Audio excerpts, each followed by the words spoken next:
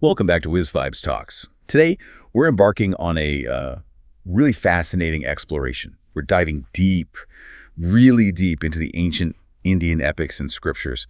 Our focus, one of their most powerful and frankly most enigmatic creations, the Brahmastra. That's right. And we've got a pretty compelling stack of research here from Whiz Vibes, pulling from, the big ones, the Mahabharata, the Ramayana, various Puranas, and even specialized texts like the Dhanurveda Samhita. And the goal today isn't just to, retell the stories, amazing as they are. Exactly. We really want to unpack the significance of this weapon, look beyond just the surface-level idea of a superweapon.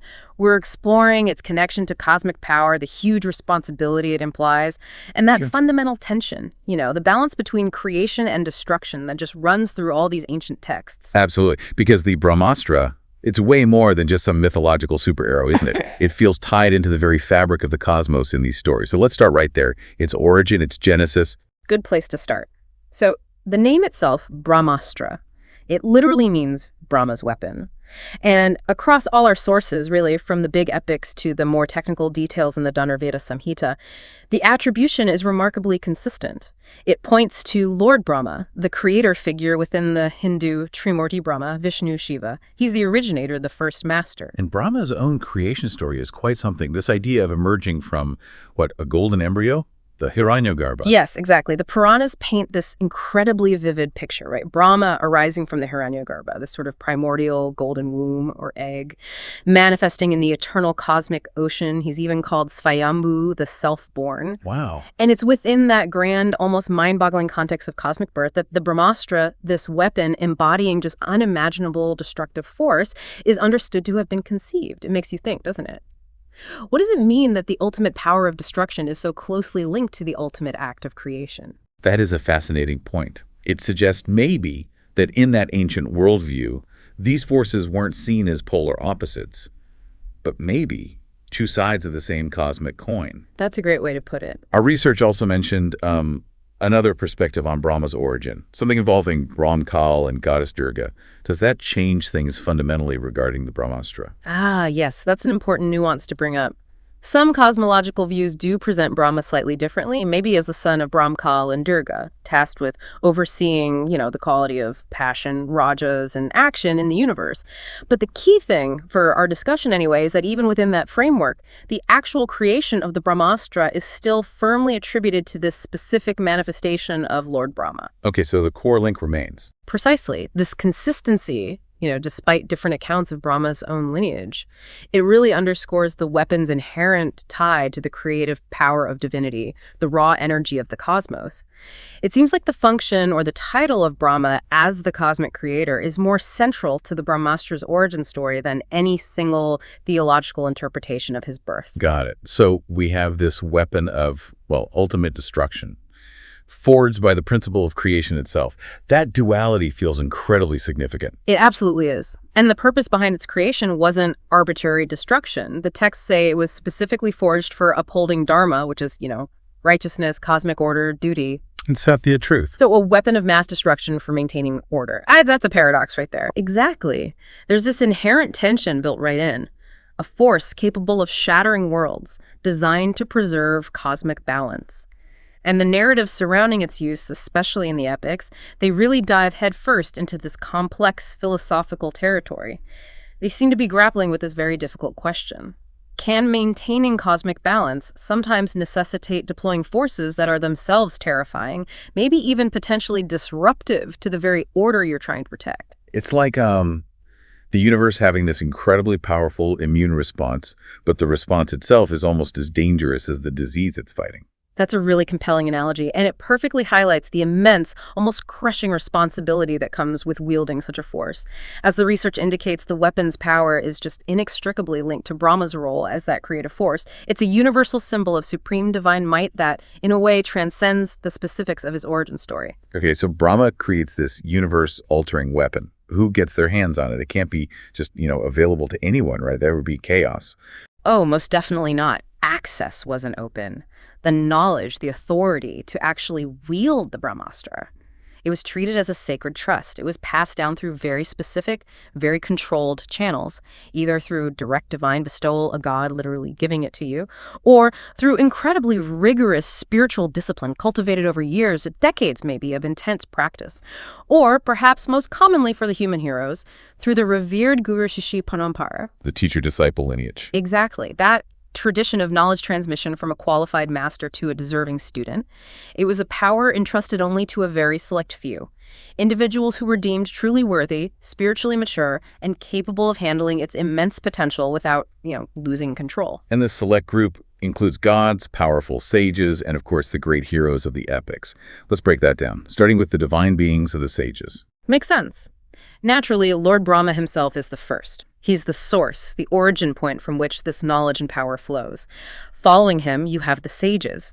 These figures embody profound wisdom, incredible spiritual attainment. They were absolutely crucial in safeguarding and transmitting this potent knowledge, this vidya. The Dhanurveda Samhita actually outlines what it calls an unbroken lineage of these sages, tracing their origin back to both Shiva and Brahma. And we have famous examples, right? Yeah. Like Sage Vasishta. He had something wielded. Yes, Vasishta, a figure of immense spiritual power. He possessed the Brahmadanda, a divine staff, also said to be created by Brahma. And what's absolutely fascinating about the Brahmadanda is its primary function. It could apparently neutralize the Brahmastra. Neutralize it. Wow. Yeah, it's presented as a demonstration of the supremacy of pure internal spiritual power over even the most potent manifested weapon. Vasishta famously used it to counter the Brahmastra when sage Vishwamitra wielded it against him. Vishwamitra. So he had the Brahmastra too. He did. Vishwamitra is another key sage who possessed and, yes, famously deployed the Brahmastra, particularly in that legendary confrontation with Vasishta over the wish-granting cow.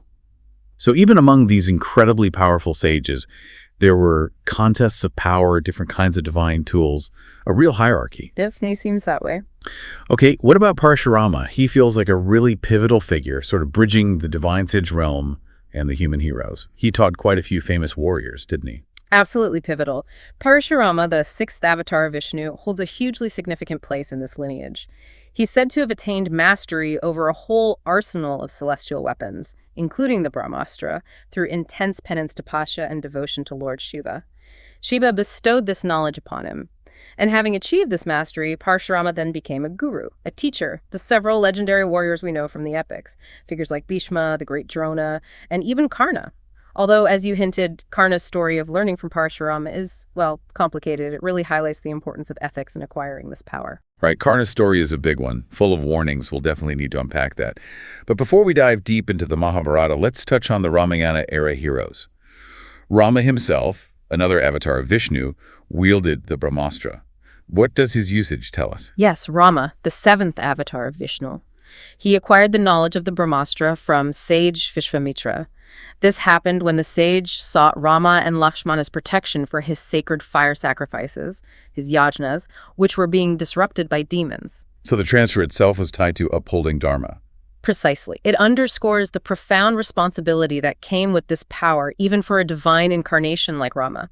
And generally, Rama's use of the Brahmastra in the Ramayana is portrayed as being in the service of righteousness, of restoring cosmic order against dharmic forces. And his brother, Lakshmana, he also had access to this weapon. Yes, Lakshmana received knowledge of divine astras, including the Brahmastra from Vishwamitra alongside Rama.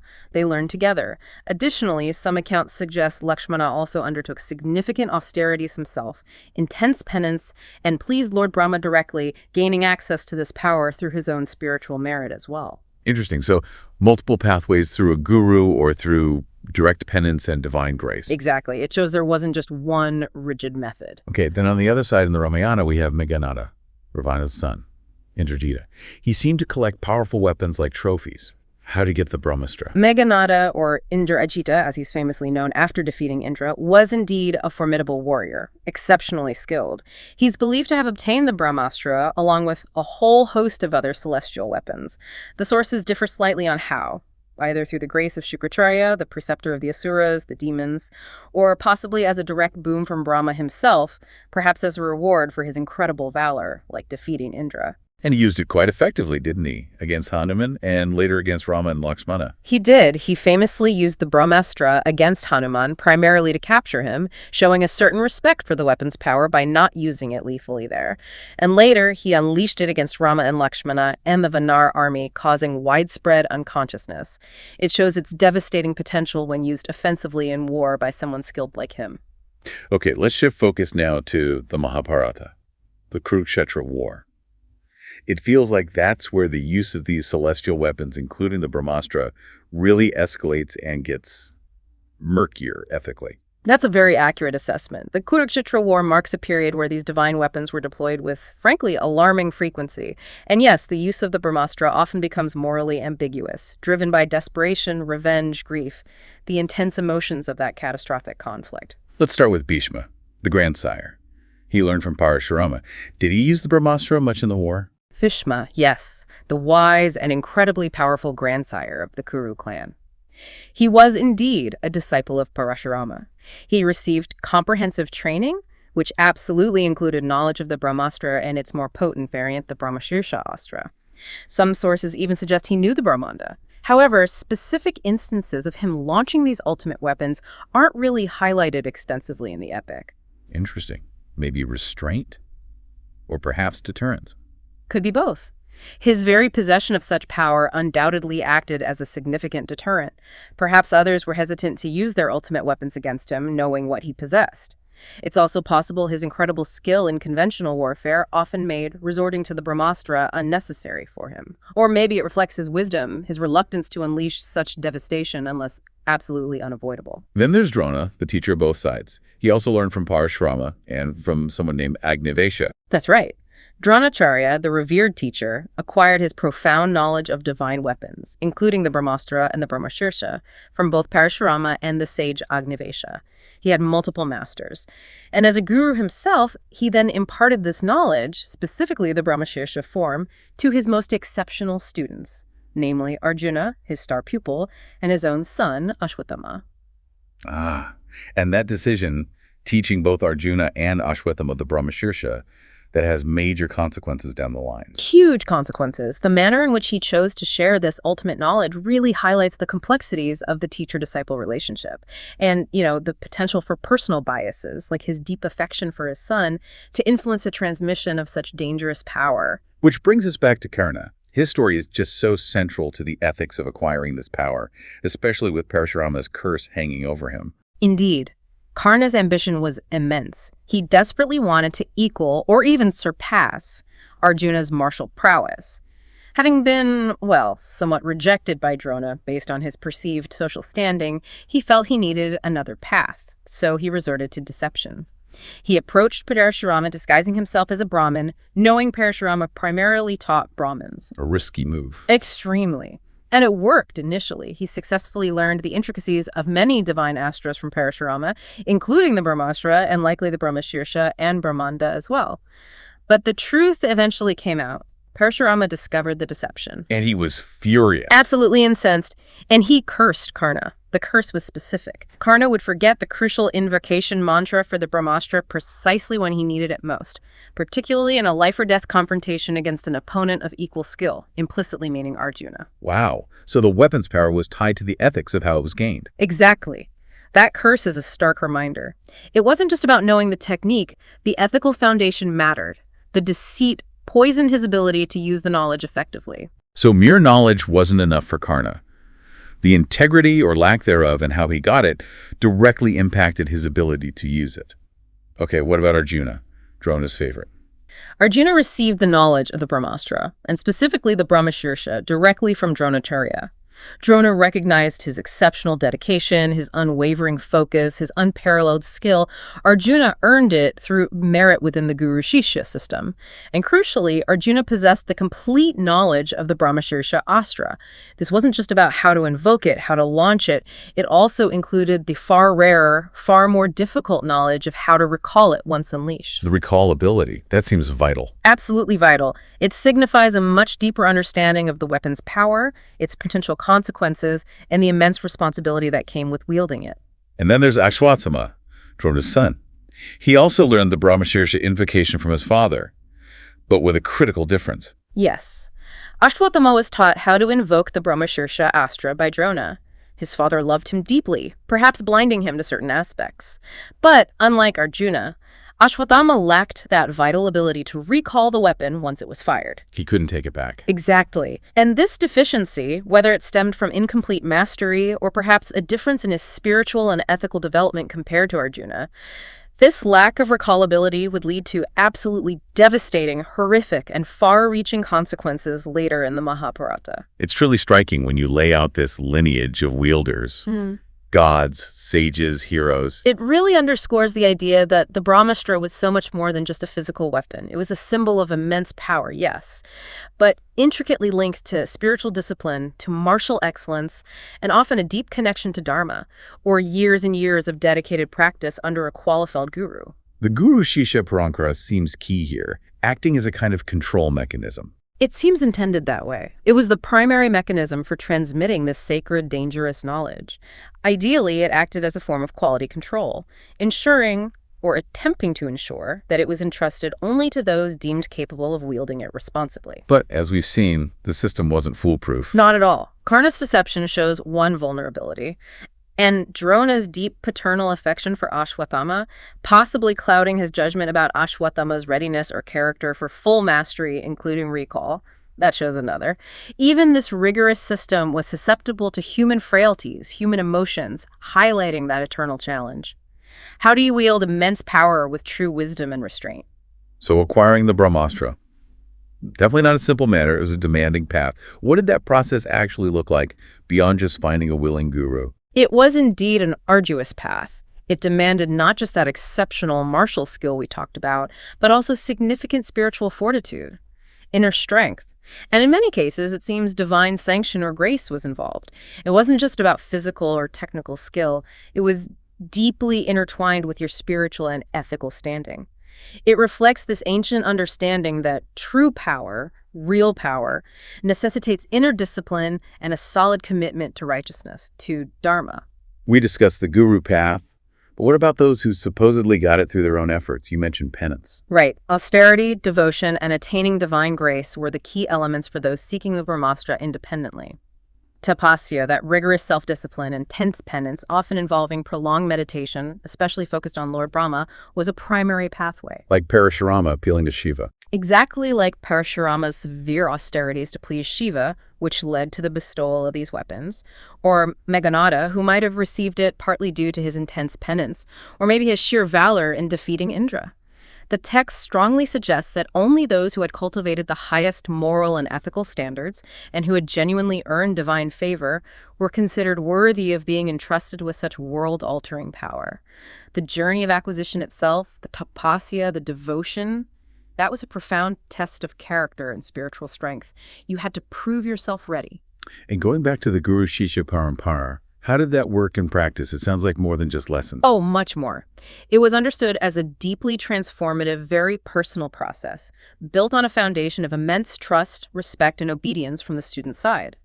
The guru, who had already attained a high level of spiritual realization, siddhi, and mastery over these weapons, would carefully select a deserving shishya. They looked for someone showing not just martial aptitude, but also those crucial qualities: obedience, humility, a genuine thirst for knowledge, dedication. Like Rama and Lakshmana with Vishvamitra. Perfect example. Their willingness to serve, their inherent righteousness made them worthy recipients in Vishvamitra's eyes. The transmission itself often involved imparting esoteric knowledge, including those critical mantras we'll discuss, needed to invoke and potentially recall the astra. Similarly, Drona acquired his knowledge from Parashurama and Agnivesha, and then he selectively chose Arjuna, recognizing his exceptional skill, yes, but also his unwavering dedication and focus. But as Karna's story brutally reminds us, violating that trust within the parampara had dire consequences. Dire is the right word. Karna's deception towards Parashurama, pretending to be someone he wasn't to gain knowledge he felt entitled to, that act directly led to the devastating curse that crippled his ability to wield the Brahmastra effectively when it mattered most, against his greatest rival. That narrative is such a powerful reinforcement of the idea that this knowledge wasn't just a set of techniques. It was considered a living vidya, a sacred wisdom. And it was deeply, intrinsically tied to the principles of Dharma. Acquiring it unethically had real, manageable spiritual consequences. It rendered him unable to fully access its power. It just powerfully underscores this ancient idea. Immense power cannot, must not be divorced from ethical conduct and spiritual integrity. Okay, so it's clear this wasn't just one weapon called Brahmastra. Our research mentioned a spectrum, a hierarchy almost, of these Brahma-related weapons. Let's get into the different types. Yes, absolutely. While Brahmastra is often used as a catch-all term for these super powerful divine weapons linked to Brahma, the scriptures do describe a hierarchy. Different levels of potency, often symbolically linked to Brahma's attributes, like his number of heads, representing maybe different levels of creative or destructive power. Okay, let's start with the standard Brahmastra, the one mentioned most often. What made it so terrifying? What were its defining features? The standard Brahmastra, yeah. It was typically described as a projectile, like an arrow or maybe even infused into something else. And it was imbued with just extraordinary destructive capability. Its launch, often described with terrifying phenomena. Think a fierce fireball erupting with blinding flames, deafening thunder, widespread environmental devastation. The texts say nature itself would tremble, glaciers could melt from the heat, mountains might shatter on impact, just cataclysmic. And it always hit its mark. That was a key characteristic, its supposed infallibility. It was believed to never miss its intended target, whether that was a single warrior or an entire opposing army. And the damage, it wasn't just immediate, it was lasting. It could apparently render the affected land barren, totally devoid of life for eons, millennia upon millennia. The heat generated was compared to the cosmic fire, the pralaya fire, that consumes the universe at the end of a cosmic cycle. So just unimaginable heat and destruction. Truly apocalyptic imagery. Yeah. Okay, moving up the scale. The Brahmashirsha Astra, sometimes called Brahmashira. How did that come Right, Brahmashirsha or Brahmashira Astra. This was considered a significantly more powerful, more destructive variant. Its increased potency was often explicitly linked to Brahma's 4 heads, symbolizing perhaps a greater concentration of his power. It was generally regarded as being at least 4 times stronger than the standard Brahmastra. 4 times? Yeah. And we know key figures possess this one. Arjuna, Drona, Karna, Ashwatthama, Bhishma, Parashurama, Agnavesha. A powerful group. Its effects were described as even more catastrophic. More extensive collateral damage, totally irreparable. No possibility of regrowth or recovery in the affected area, ever. And this is chilling. It was even said to prevent rainfall in that area for 12 Brahma years. 12 Brahma years. How long is that in human terms? It's just staggering. Right. Roughly 37.32 trillion human years. So essentially inducing drastic, permanent, irreversible climate change on a localized but absolute scale. It's hard to even grasp. It is. And terrifyingly, it was also sometimes purported to have the ability to annihilate an individual's very existence, not just physically, but across past, present, and future, wiping them from the timeline almost. Okay, that's a level of power that is just mind-bending. But there was potentially another level, the Brahmanda Astra. Yes, the Brahmanda Astra. This one is often cited in commentaries and certain texts as the absolute pinnacle, the most powerful of Brahma's divine weapons, supposedly surpassing even the Brahmashirsha, not just in destruction, but also remarkably in defensive capabilities. Defensive? How so? We'll get to that. Symbolically, it's linked to all 5 heads of Brahma, representing the most complete expression of his creative and transformative power. Its destructive potential was described as universal, capable of destroying the entire universe, the Brahmanda, which encompasses the 14 realms or lokas of Hindu cosmology, or at the very least, an entire solar system. The descriptions must be terrifying. Beyond terrifying. Invoking it was said to cause oceans to boil, the earth and mountains to literally float weightlessly, everything consumed by an all-encompassing fire that leaves behind not even ashes, absolute annihilation. But here's the intriguing defensive aspect. The Brahmanda Astra was also described as having the ability to neutralize or even swallow other incredibly powerful astras, including the standard Brahmastra and the Brahmashirsha. So it could counter the other superweapons. Apparently so. It makes it unique. Possessors are said to include Parashurama, Bhishma, Drona, Karna, possibly Arjuna, and also Sage Bashishta. And it's sometimes equated or very closely linked with the Brahmadanda Astra, particularly in its role as a weapon of ultimate defense. Okay, so let's clarify the Brahmadanda. You mentioned Vasishta used it defensively against Vishwamitra's Brahmastra. Oh, wait. What was its primary nature? Precisely. The Brahmadanda was conceived primarily as a defensive tool, almost like a shield of spiritual energy, created by Brahma especially for ascetics, Brahmins, those dedicated to spiritual life. Its power wasn't based on a projectile or a destructive blast. It was directly proportional to the owner's own spiritual caliber, their accumulated ascetic merit, their tapasya, their unwavering adherence to dharma. So powered by inner strength, not an external invocation. Exactly. It was said to be capable of absorbing or repelling virtually any attack, including the otherwise unstoppable Brahmastra, as Vasishta demonstrated. Now, sometimes the term Brahmatanda Astra gets used interchangeably with Brahmadastra, especially when describing that ultimate defense capability. Some sources even say this ultimate version was created by the Saptarishis, the 7 great sages, specifically to counter any weapon, could destroy the universe if used offensively, and was the most difficult of all to obtain. So there's some overlap and complexity in the terminology. Okay, so this hierarchy, Brahmastra, then Brahmashirsha, then Brahman, it feels quite deliberate, almost mapping onto Brahma's own iconography the number of heads. It does seem structured that way, doesn't it? A deliberate scaling of power linked symbolically to the creator himself. And the Brahmadastra, with its 5 heads and that dual offensive-defensive role, it almost sounds like a cosmic regulator, a force to restore equilibrium, perhaps. That's a very insightful way to look at it. Its ability to both destroy utterly and defend absolutely does suggest a role in maintaining or resetting cosmic balance on the grandest scale. Well, the Brahmadanda is different. Its power comes from within, from righteousness, like a personal armor of Dharma. Beautifully put. Yes, it represents the power derived from spiritual strength and ethical living, distinct from the invoked power of the other astras. All right, now the mechanics. How are these incredibly powerful weapons actually used? It clearly wasn't just knocking an arrow and letting fly. You mentioned mantras. Indeed. The deployment was described as a deeply mystical, intricate process. It wasn't just physical action. It was a fusion of ritual, mental discipline, and cosmic understanding. It involved the precise execution of sacred incantations, mantras, a state of intense mental focus, and a profound connection to the underlying cosmic energies the weapon harnessed. Let's dive into those mantras, the sacred incantations. How critical were they? Absolutely essential. You couldn't wield the Brahmastra without mastery of specific mantras. These mantras are understood as potent sound vibrations carrying immense spiritual energy. They weren't just words, they were sonic keys. Typically, this knowledge was bestowed by a qualified guru or sometimes directly by a divine entity. You couldn't just read it in a book. And getting the pronunciation right was crucial. Paramount. Precise, flawless recitation was needed not just for arming the astra, for charging it with power, but also for directing it accurately towards its intended target, and, very importantly for some, for disarming or recalling it. This required extraordinary mental concentration, often honed through years of dedicated meditation, particularly focusing the mind on Lord Brahma. You mentioned the Gayatri mantra being linked. Yes, interestingly, the highly revered Gayatri mantra is sometimes connected to the Brahmastra's operation. Some interpretations suggest that reverse chanting of the Gayatri, known as Viloma Japa, might have been associated with its release, while forward chanting Anuloma Japa might have been linked to its recall. It's a complex, esoteric connection.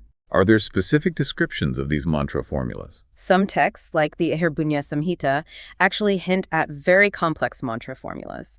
They describe weaving together elements like fire, air, even cosmic poison, all structured within the framework of the Gayatri mantra.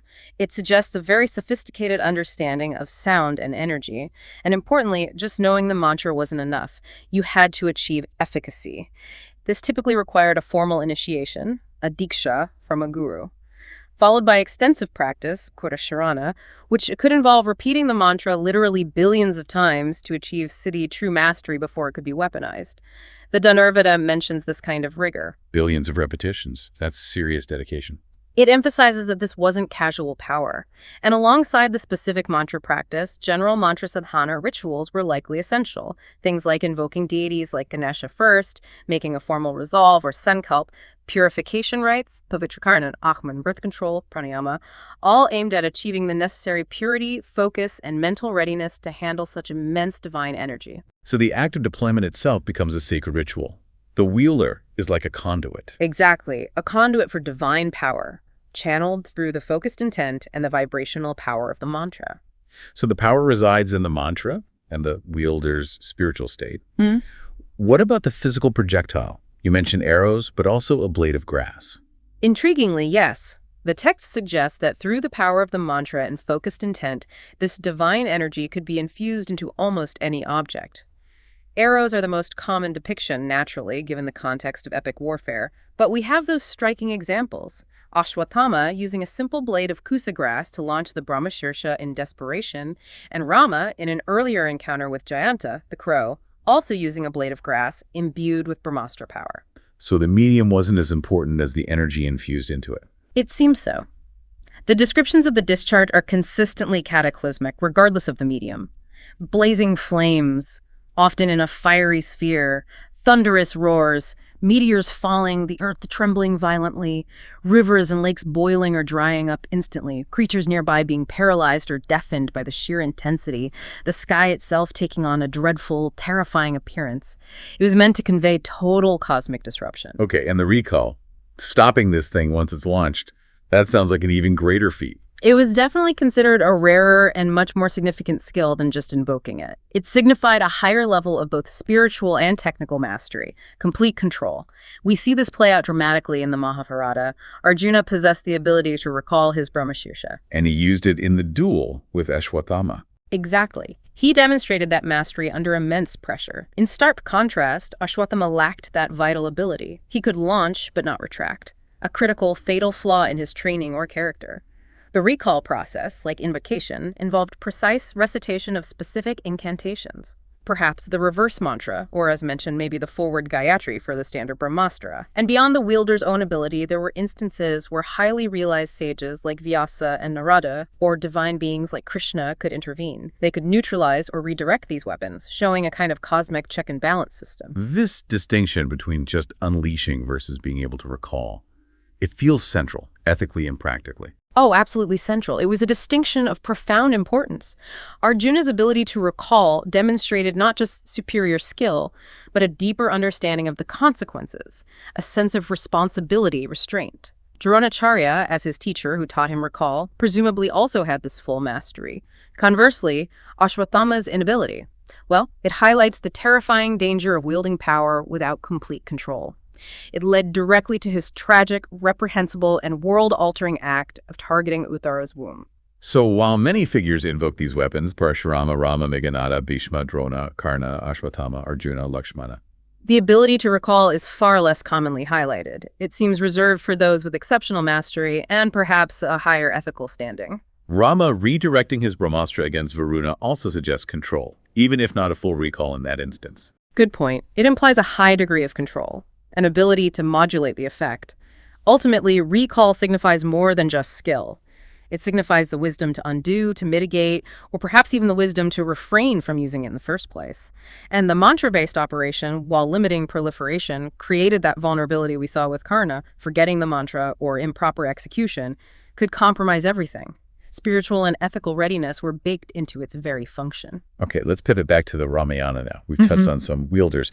But how is the Brahmastra generally portrayed and used in that epic? What key themes emerge? In the Ramayana, the Brahmastra's use is largely framed as, well, righteous. It's primarily deployed against forces of adharma, unrighteousness, forces disrupting cosmic order. The narratives, even involving Rama, the avatar of Vishnu, using it, really explore its immense power, but often within a clearer ethical framework compared to the Mahabharata. We mentioned Rama using against Jayanta, the crow who harassed Sita, and he used that blade of kusa grass. Yes, that incident is quite telling. Imbuing a simple blade of grass shows the inherent power wasn't in the object, but the mantra and intent. And the outcome blinding Jayanta rather than killing him showcases Rama's measured justice.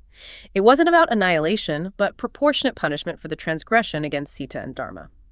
He also used a Brahma Nirmita astram, a Brahma-created weapon, against Maricha disguised as the golden deer, right? Correct. That specific phrasing strongly implies a weapon of Brahmastra caliber. Its impact was described as blazing, cataclysmic. It decisively ended Maricha's illusion, which was crucial for the plot to advance towards Ravana's abduction of Sita. And the really dramatic moment threatening Varuna, the ocean god, to dry up the sea for the passage to Lanka. That's a huge one. When the ocean initially refused passage, Rama's righteous anger led him to prepare the Brahmastra for this world-altering act. The sheer terror this induced the ocean itself, churning in fear, compelled Varuna to appear and plead. But crucially, Rama, while acknowledging the Brahmastra once invoked couldn't be entirely nullified, showed control. He redirected its energy. Towards Dramatulia, creating a desert. Exactly. So it demonstrates the weapon's incredible landscape-altering potential, but also Rama's ethical consideration and his ability to mitigate the destruction through skillful redirection. He didn't just unleash chaos. What about Lakshmana? He used it against Atikaya, Ravana's son, who had a boon of invulnerability from Brahma himself. Yes, that's a key battle. Atikaya had this boon, making him seemingly invulnerable to gods and demons. But Lakshmana, advised by Vayu, the wind god, invoked the Brahmastra. Its power was so immense it bypassed or nullified Atikaya's protective armor and boon, ultimately decapitating him. It suggests the Brahmastra could, in some cases, overcome even other divine protections or boons, a hierarchy of power. And Indrajita, Ravana's son, he used it against Hanuman, as you mentioned, for capture. Right. Using it non-lethally against Hanuman, respecting Brahma's name, shows a certain code, even for him. And Hanuman, due to his own boons, wasn't permanently harmed. The effect was temporary. Secondary bindings actually nullified the astra's effect later, another instance of layered powers. But Indrajita also used it devastatingly against Lakshmana and the Vanara army later. He did. He unleashed it, rendering both Lakshmana and Rama, plus vast numbers of the Vanara warriors, unconscious. This highlights its immense strategic and psychological impact. It could take out huge sections of an army non-lethally, causing chaos and requiring divine intervention like the Sanjivani herb. There was also a point where Rama stopped Lakshmana from using it against an invisible Indrajita. Yes, later in the conflict, when Indrajita was fighting using illusions and invisibility, Lakshmana prepared to use the Brahmastra to just wipe out the area. But Rama stopped him, citing the principles of Dharmayuddha, righteous warfare. You don't use such a devastating weapon against an opponent you can't even see or cause such collateral damage. Ethics again. And interestingly, in their final duel, some accounts say Indrajita's ultimate astras, including possibly the Brahmastra, simply saluted Lakshmana's divinity and returned without harming him, a recognition of superior spiritual power. And finally, the climax, Rama versus Ravana. Yes, the very end of the war. Rama uses a divine arrow, specifically described as being gifted by the gods, possibly consecrated by Brahma himself, imbued with the power of the Brahmastra. This weapon pierces Ravana's heart, the source of his power, ending his reign and the war itself. The ultimate weapon used for the ultimate righteous purpose in this epic. We also can't forget that duel between the sages. Vishvamitra versus Vasishta over the cow Nandini. Absolutely crucial comparison. Vishvamitra, then King Kaushika, uses the Brahmastra in his attempt to forcibly take Vasishta's divine wish-granting cow.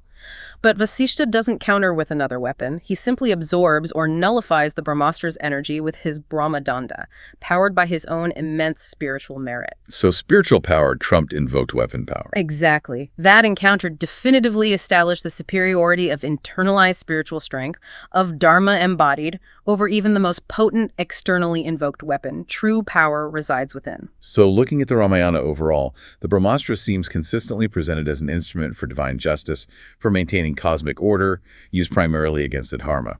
That's the dominant portrayal, yes. Its use by Rama underscores its role as a tool of righteousness. Indrajita's usage shows it can be wielded by the other side, but also that its power isn't absolute. It can be mitigated by boons or superior divinity. And its strategic and psychological impact, beyond just killing, is also clearly shown. Okay, let's transition now to the Mahabharata. As you said earlier, the tone shifts. The use of the Brahmastra becomes, well, a lot more complicated, morally ambiguous, and often tragic. Yes, the Kurukshetra war is a different beast altogether. An unprecedented scale of conflict, and the deployment of celestial weapons reflects that intensity. The lines blur. The use of the Brahmastra here is frequently marked by those complex moral issues driven by desperation, vengeance, grief, broken oaths, the whole spectrum of human passion in a catastrophic war. Let's look at Drona again, the teacher. He used it devastatingly, especially near the end. Drona, yes. Master of the Brahmastra, having learned from Parashurama and Agnivesha, he certainly invoked it during the war. Often, Arjuna was able to counter his Brahma weapon with his own. They were, after all, teacher and student matched in this knowledge to some extent. But Drona's most devastating and arguably most ethically fraught use came on his last day. When he heard the false news about Ashwatthama? Exactly. Disheartened, enraged, believing his beloved son was dead due to Pandava deceit, he basically lost it. He unleashed the Brahmastra indiscriminately upon the Pandava forces, not targeting specific warriors, but just causing mass slaughter, soldiers, elephants, horses, everything. The scale of destruction was so immense, so disproportionate, that the text says even celestial observers, sages, and demigods condemned it as excessive, as it harmic, wielding ultimate power fueled by grief and rage, a cautionary tale. And remember, he possessed and had taught the even more potent Brahmashirsha to both Arjuna and his son. What about Bhishma? We know he had the knowledge from Parasama, Brahmastra, Brahmashirsha, possibly Brahmanda. Did he unleash them? Like we discussed, Bhishma's actual deployment isn't detailed much. He had the knowledge, undoubtedly. It's possible his mere possession acted as a deterrent. Perhaps his wisdom dictated restraint. Maybe his fall came before a situation arose where he felt its use was absolutely necessary according to his complex vows. His role seems more about holding the line with incredible skill and endurance, perhaps implicitly backed by this ultimate power, rather than actively deploying it offensively in the way Drona or others did. And Karna. Back to his tragedy, the curse impacting his ability to use the Brahmastra against Arjuna. Yes, Karna learned the Brahmastra, possibly the Brahmashirsha and Brahmanda too, from Parashurama through that initial deception, which led directly to that crippling curse, forgetting the vital mantra when facing his arch-rival Arjuna at the most critical moment. And during their final epic duel, as other misfortunes converged the curse from the Brahmin about his chariot wheel getting stuck. Everything went wrong for him at once. Pretty much. The curse is manifested. Accounts differ slightly on the specifics regarding the Brahmastra at that exact moment. Some say he did manage to invoke it, but Arjuna countered it effectively, perhaps with the Ondrastra, or another divine weapon. Others suggest the curse fully took hold, and he simply could not recall the necessary mantra in that moment of extreme stress and need.